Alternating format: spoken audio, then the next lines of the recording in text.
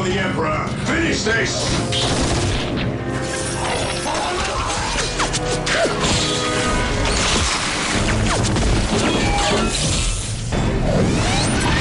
Higher ground! We'll gain the advantage!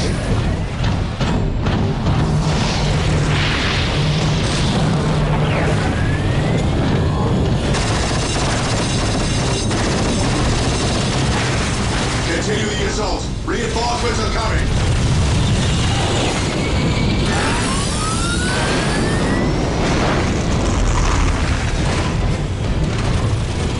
The monolith! We destroy that and this is over! Charge!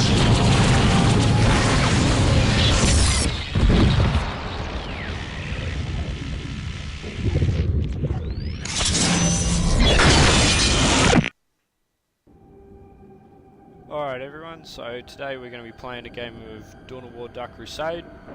We're going to be doing a campaign and go from there. So, new game. We're going to play as normal, that way the enemy AI troops and my troops are going to be fairly evenly matched. On easy, your troops are stronger than the AI, and on hard, the AI is stronger than you. So there's going to be a little bit of a introduction video, and then we'll get to pick which race we're going to play as. The planet Cronus. Beset on all sides by the tides of war, this once quiet colony became a savage battlefield. 7 armies clashed on this one world, each refusing to back down. Each convinced it was in the right. From beneath the sands of Cronus' central desert came the Necrons, ancient machines bent on eradicating all life. But another evil already had its eyes on the planet. From the depths of the warp, the demonic forces of chaos arrived to enforce their claim. To oppose these fearsome powers, the planet's rulers in the Tau Empire sent their elite soldiers and sophisticated battlesuits into the fray. From the mighty Imperium of Man came the Imperial Guard, there to secure Cronus for the glory of the God Emperor. Like a green tide, the Orc Horde descended on Cronus, caring little for others' claims and sowing destruction in its wake. The Eldar, ancient enemies of the Necrons, emerged from their webway to pursue their own agenda on Cronus. And last came the Space Marines, finest and most uncompromising of the Imperium soldiers. Seeing a world beset by aliens and heretics, they undertook a great purge. A dark crusade had begun. It could only end with the total victory of one of these factions, and the total defeat of all others.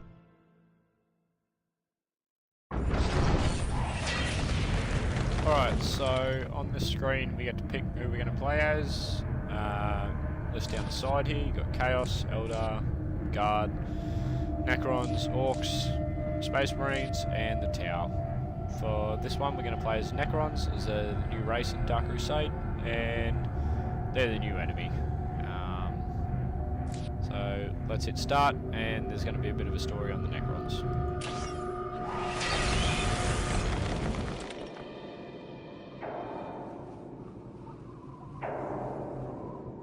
The Necrons had lain buried in the sands of Cronus for eons, having retreated there at the end of a great war only hinted at in the histories of ancient races like the Eldar. Long before man even stood upright, the Necrons and their dark gods had retreated to their tomb worlds.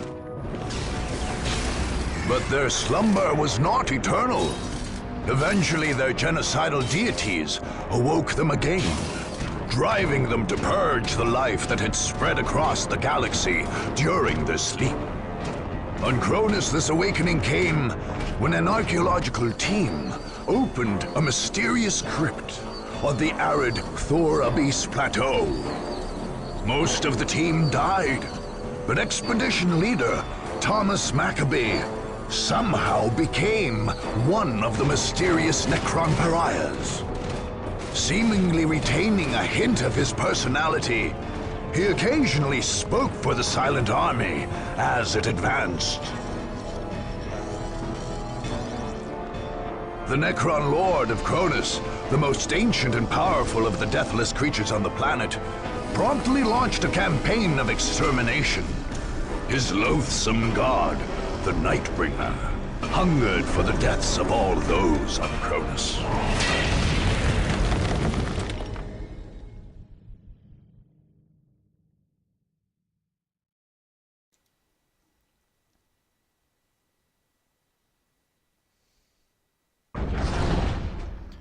Alright, so this is the main screen for the game that you're going to play. It's a turn-by-turn based game. Whoever you start off with, you only ever start off with one province, whether it's a guard or the orcs or whoever you might choose.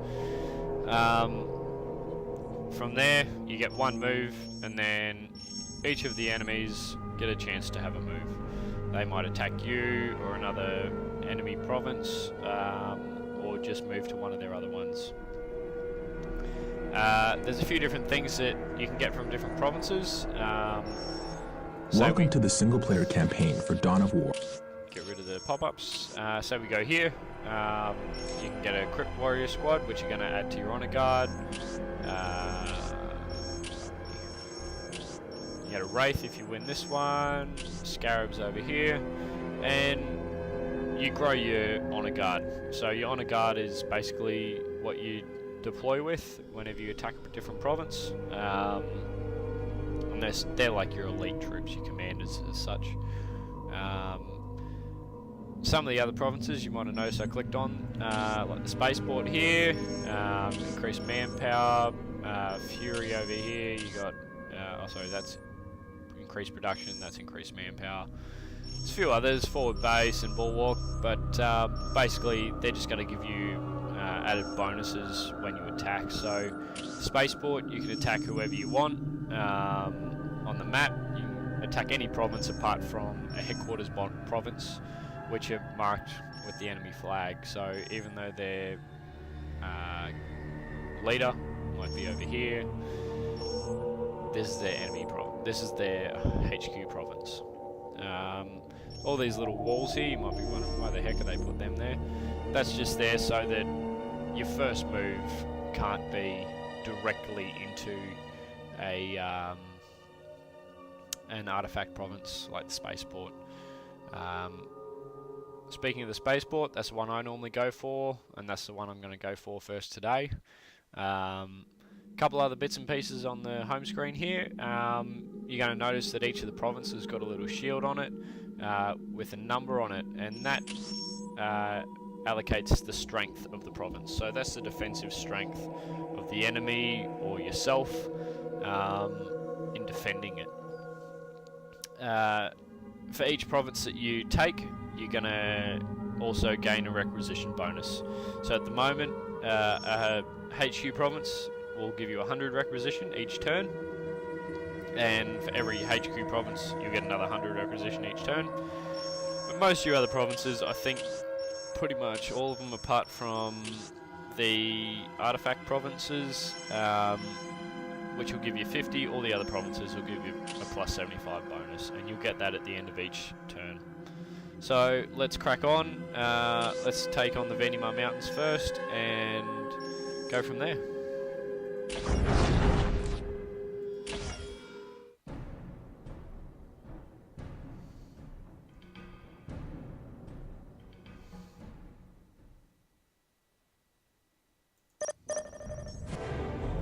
Alright, so first things first, I'm going to send my Necron Lord up into the enemy base to try and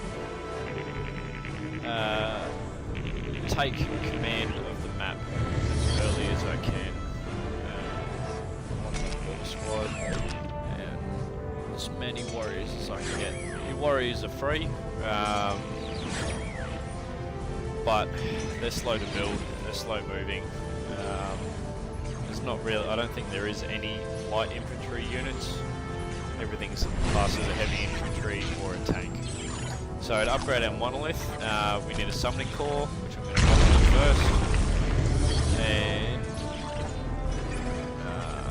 a Necron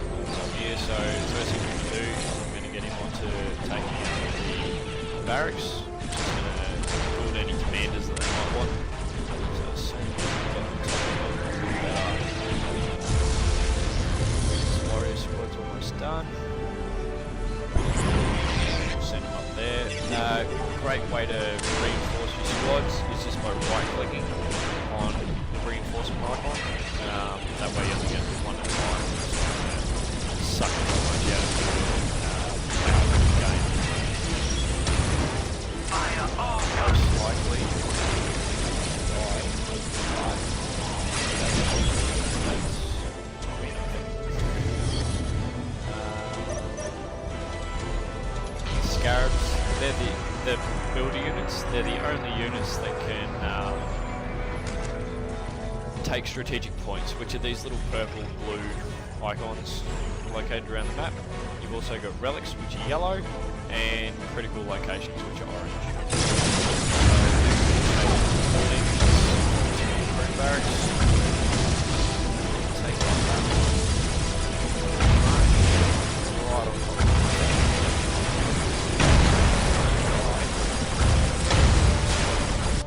Let's get these guys up in there. You can see the tower stealth units. Absolute pain. Wraith for them. As far as I know, apart from an upgraded Necron Lord, which we don't have yet, Wraith is the only tech ready, so we want to get him up there ASAP. Upgrade Ep1. Can't yet, can we?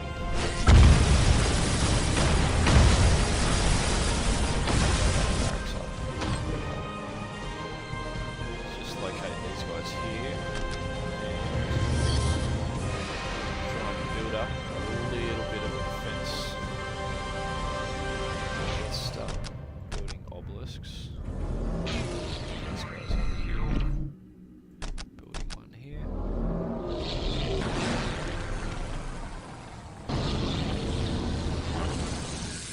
Right. Up here with this one. Make sure they're facing the right way. Alright. Builders, are they all busy? Good. Let's reinforce them.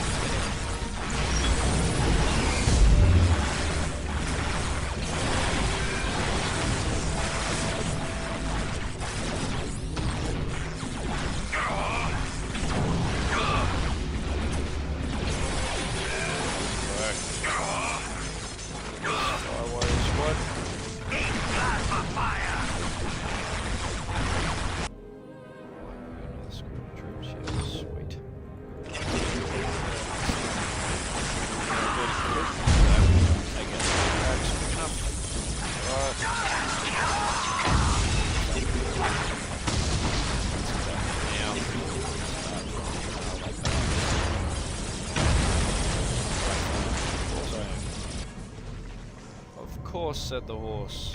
Alright, so let's get up here and take some strategic points. Try and keep them away from the tower. The less they've got, then the less troops they can build.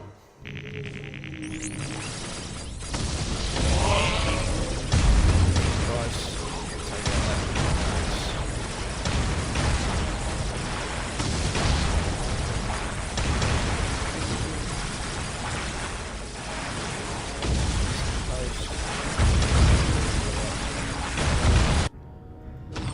Squad up in there. Really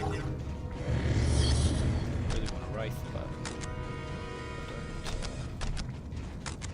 don't have resources.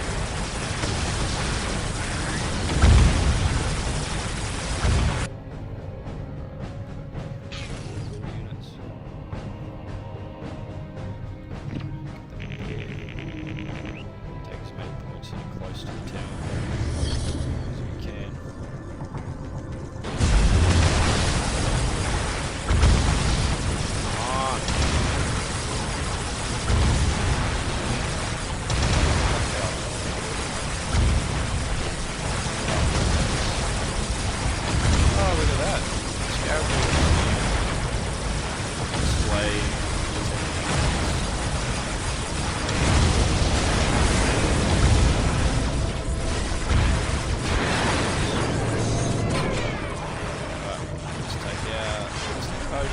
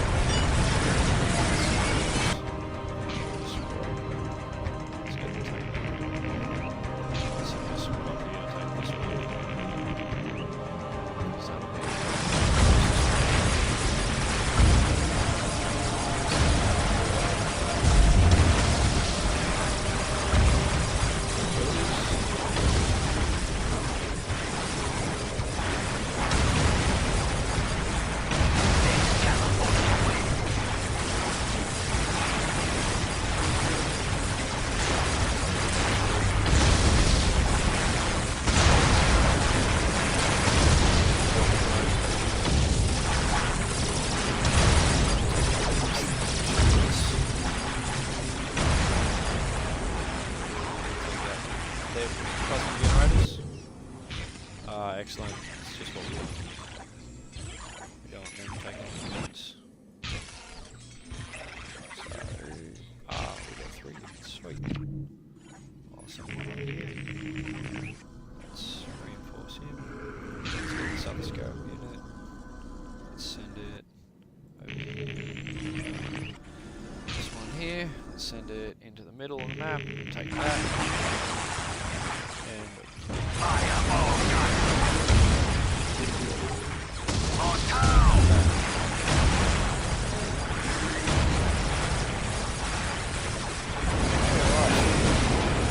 so that's, as far as I can gather, that's the quickest way that I've found to take out the tower.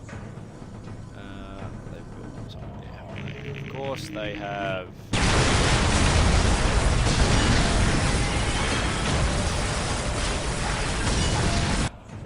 Still don't have it. Goodness me. Come on, take that point. Yeah, you're not going to gain anything there. Go take that. Oh, let's Crusade. Smash. Take the relic in place.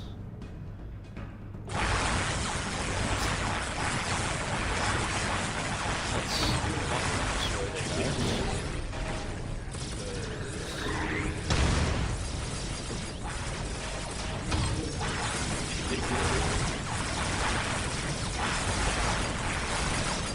Ideally,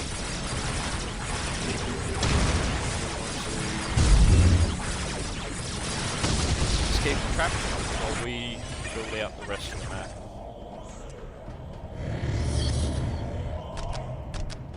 Let's just build spots. Ah, boy. That went, so let's go around, let's build obelisks on each of ours. Don't even have enough power.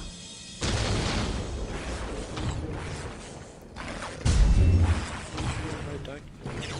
See, this is why your stance is so important. If you have a stand ground stance, they won't actively seek out enemies to attack, which at the moment is not what we're going for.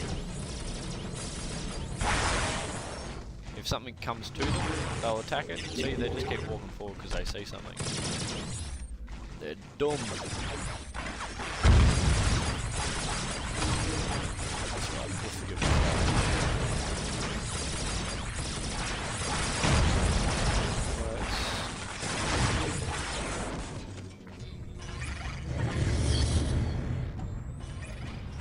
Really would like a wraith, but I don't have one. And let's build a scarab stone. So I think they have built kind of a secondary base. Looks.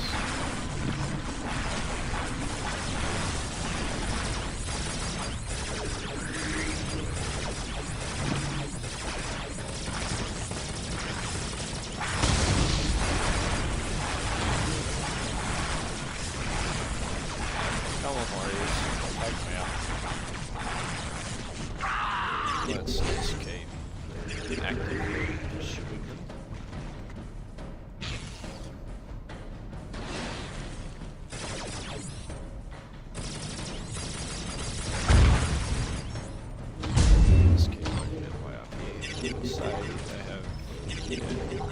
barracks. That is not what we want. If they have a barracks, they can build a commando, which is the most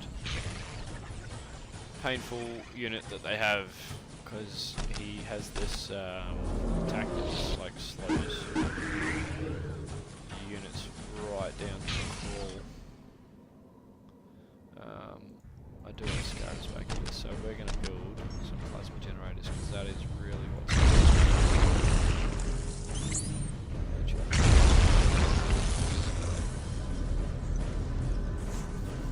Ah, sweet. More squads. So let's chuck a squad over here. Stance, reinforce. Another squad, let's reinforce them, and we'll get them up here in this relic so that we can take them out. Nice.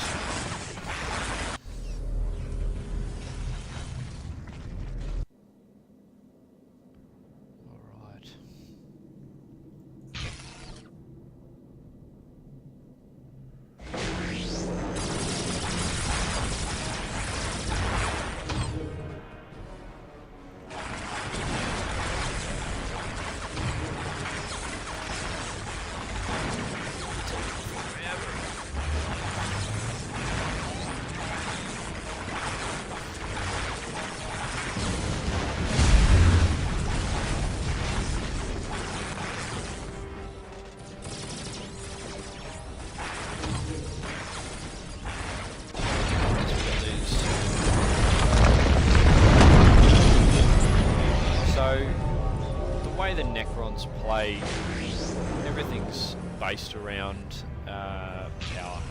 So the more power generators you got, or plasma generators, generate power,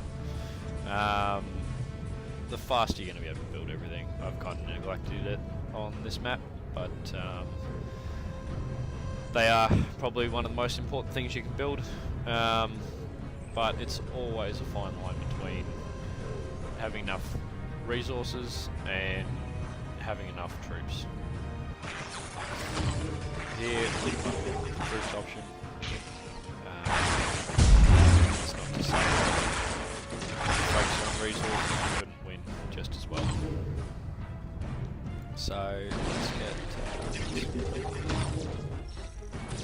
take out this post, which is just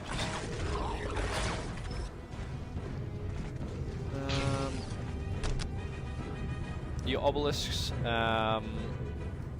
they're like listening posts. If you played Dark Crusade before as one of the other races, you build a listening post on a strategic point.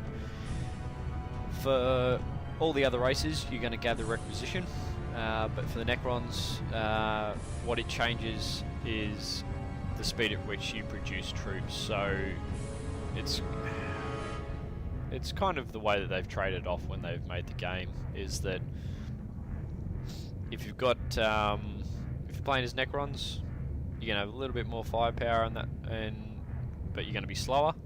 And when you're building troops, it can be quite a slow process, which is why you want to get this up to 100%, which is as high as it goes, unfortunately. But once you've got it up there, you're right as rain. Let's get these back in. The other thing, that's what I wanted to go over. I wanted to go over the different points that you can take on the map. So, when you're playing a campaign, critical locations, they don't have really any bearing on how the game plays out. I suppose it's got more bearing on how the game plays out rather than the game as per se. If you take a critical location, the enemy tends to get quite aggressive towards that critical location, and they really want back. If you... Let's get this one here. Apart from that, it doesn't really do anything. You get quite a wide field of view from it, which is probably the plus side of it. You know, if it's in a critical location, as they say, you can see what's happening. But they're pretty easy to take, and they're a lot more effort to hold than they tend to be worth. So I generally don't go after critical locations. Your relics, however, are really important to hold. When you got a relic, you can build your most powerful troops, and when the enemy has a relic, they can build their most powerful troops. When they're building their most powerful troops, you can be in some serious trouble. So you want to try and hold all the relics on the map, and if they hold a relic, just be aware that there's things coming for you.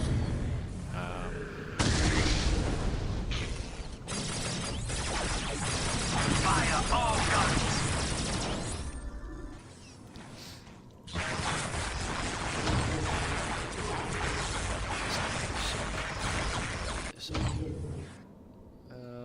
Alright. Put some more generators.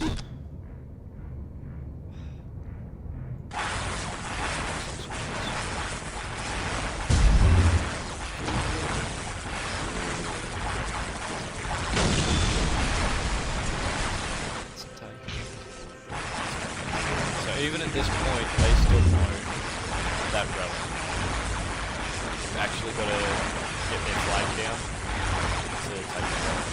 When you're playing skirmishes, critical locations can be really important because depending on what sort of skirmish you're playing, you can play for critical locations. So it's kind of a capture the flag process. So once you own that critical location and you hold it for a certain period of time, game, but in the campaign it really doesn't matter sharing until you get to the Eldar HQ, which we'll get to in a later episode when we actually get to the Eldar HQ.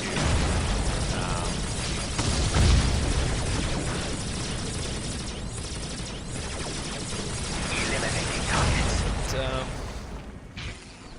The next thing I do here, just go around, build an obelisk on all the strategic points.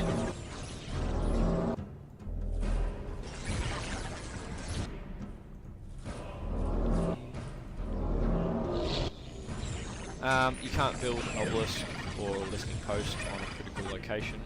That's one of the trade-offs, obviously. What you can see. Let's put some more power generators so we can get through this. The reason I really build up my base here on these provinces, you don't have to, but when you're defending, it makes a world of difference. If you can defend a province with all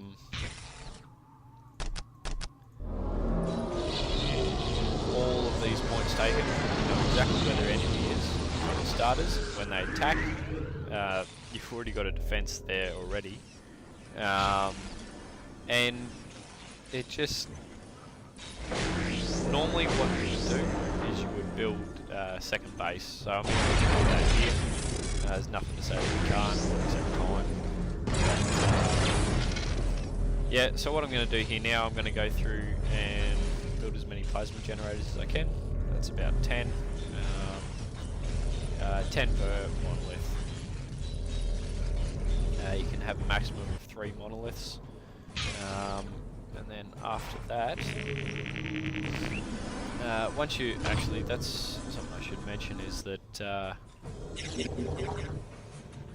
although you can have 3 monoliths and basically up to 30 plasma generators, once you start building your number 11 plasma generators,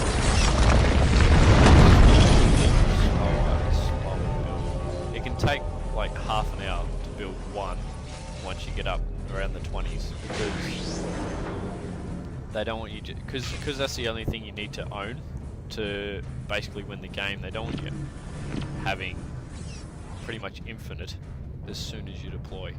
They want to try and make the game a bit harder, which you can't blame them for. So let's get this Yeah, so we've got everything. Next we're going to go through and upgrade the old.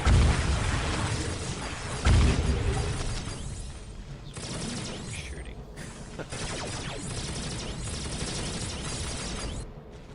So, for the Necrons, when you hold a relic, the thing that you're building towards is a restored monolith. So, with the restored monolith, you're pretty much going to win, whatever province you're in. They are pretty expensive, but they're also extremely powerful unit. Take a lot of damage, and you can pretty much win a province with just one unit. So here we are.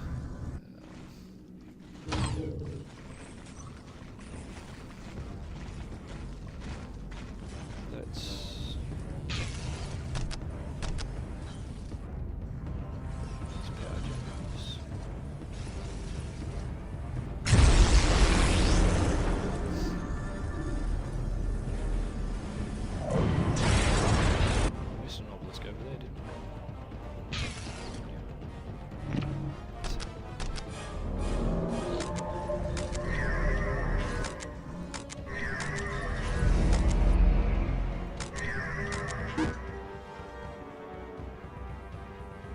so I use quite a few hotkeys when I'm playing. They come pre-programmed. It's a shortcut, I suppose. You can see in that little box that's popped up in the bottom right hand corner, it says shortcut U. So U for upgrade, they're all pretty straightforward. When you're upgrading so many obelisks, it's just easier to go through, click the research add-on. Research or add-on button, so anything that is researched, build it, and the option to upgrade it. Let's build plasma generators. And then shift, right click, give builders multiple jobs at once.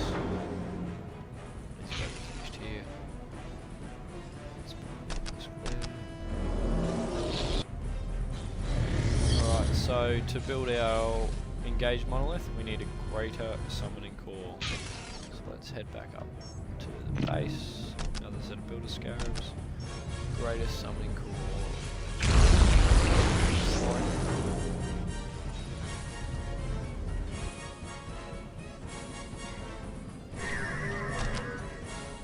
Great that.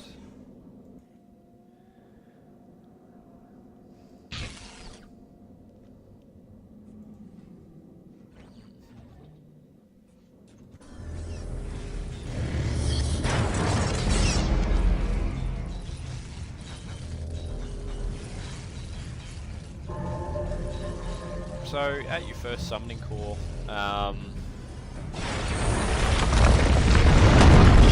get to upgrade your warriors and your wraiths. Pretty much the only units that get to be upgraded, apart from your Necron ward. They're just going to give you strength and damage, improves wraith movement speed and health. So a bit more health is going to give you more health and damage. Yeah, there's 2 upgrades for this, and there's only one for the wraith.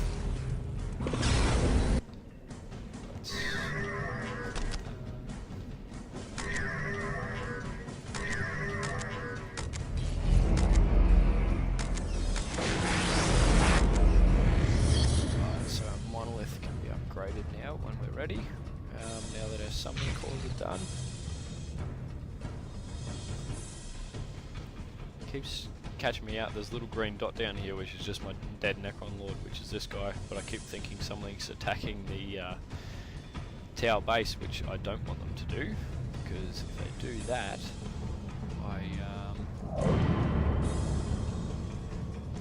the game will go for this province.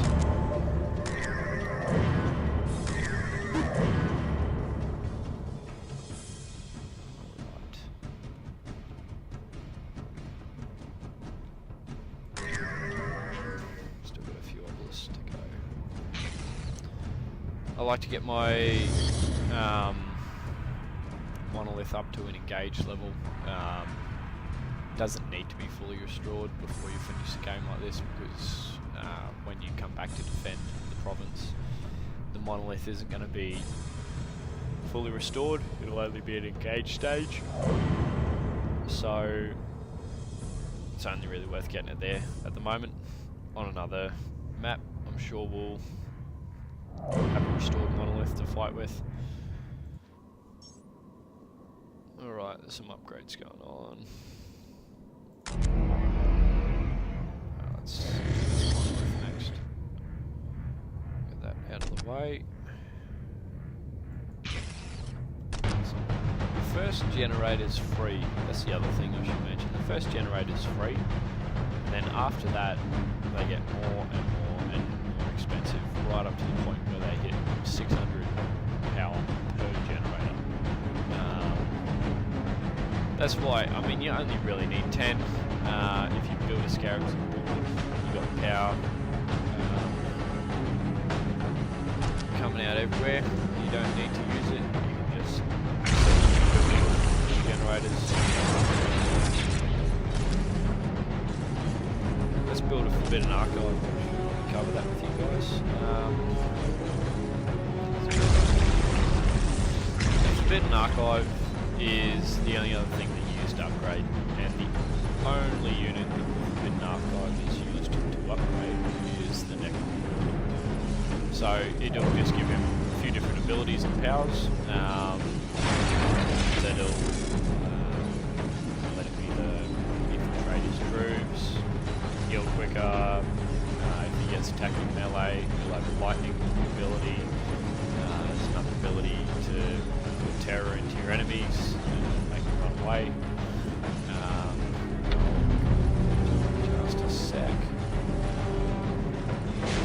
There we go. So,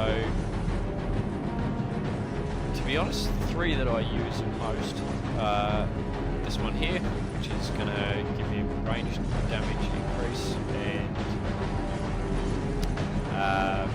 a health regen increase. Resurrection Orb is going to let you mass resurrect a whole heap of dead troops, so see how you got little green blotches around these dead troops here.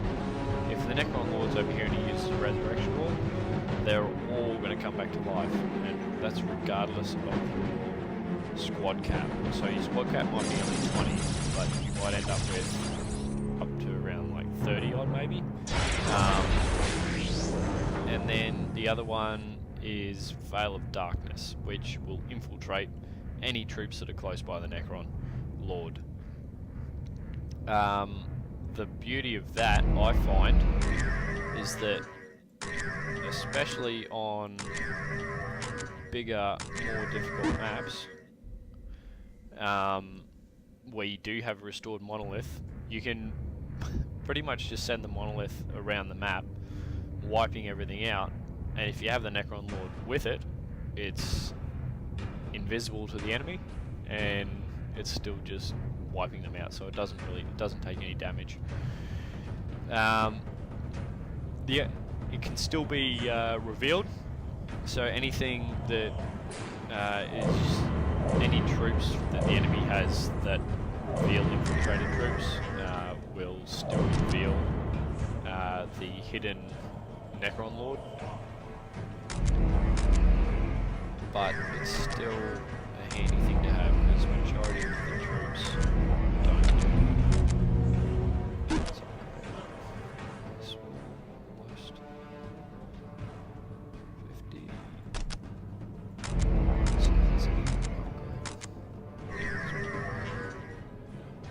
So that's that really. So it's just that road to upgrade the last two. Let's build. There we go. Upgrade that one. There's a couple of other buildings that you can build. Oh, sorry, I should just cover that. With a Forbidden Archive, once you select one of these, that's it. You don't get to unselect it and pick something else. So when you first build the Forbidden Archive, if you build it before your monolith's fully upgraded, you're only going to have the top row of items. This one will come after your first monolith upgrade, this one and this one on the second monolith upgrade, and this one, yeah, this one on the second one as well. I don't have an energy core. The other buildings you can build an energy core that will allow the Necron Lord to change into the Nightbringer. Once he's turned into the Nightbringer, his health will go up to 15,000, but he loses all of his abilities, so any troops that were hit by the Veil of Darkness will be revealed. So, how many troops? 1, 2, 3, 4, 5, 6, 7. So really been building on 3 generators. I don't think it's very well, to be honest, on this map. That's fully upgraded. So all the obelisks are fully upgraded. Just finished building this energy core. Send all the troops in. And wipe out the tower base. Next map.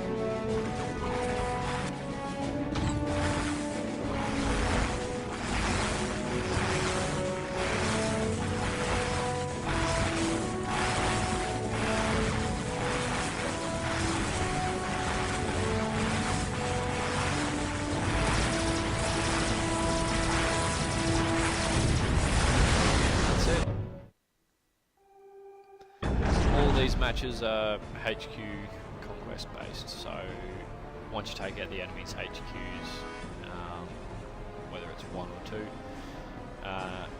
win that map. So we've been awarded a piece of war gear for 1 conquest. You can see the list that's popped up here that tells you all the different quests, I suppose, to do. That'll give you a piece of war gear, or like a ticket to select a piece of war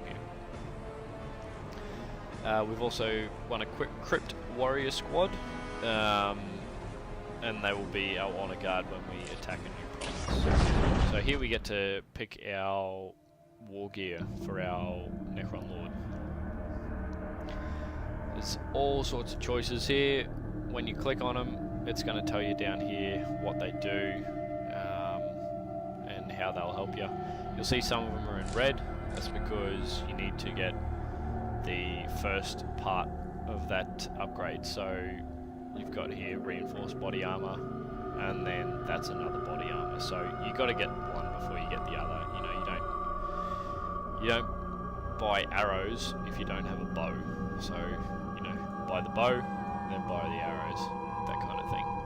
So I'm going to use the death mask because it's going to reveal any infiltrated troops that I might come across, and if the Necron Lord can do that, it really helps because he's a fast moving unit, and he's also, you start with him for free, so you don't have to build wraiths in order to reveal troops, and you don't have to use up your builder scarabs just as essentially markers to reveal infiltrated troops.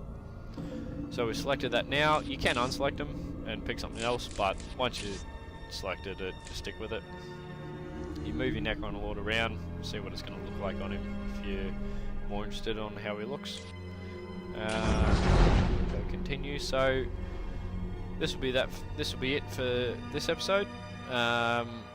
Next episode we're going to go for that spaceport, and yeah. So thanks for watching. Hit like, get subscribed. If you didn't like it, hit dislike, you know, be honest.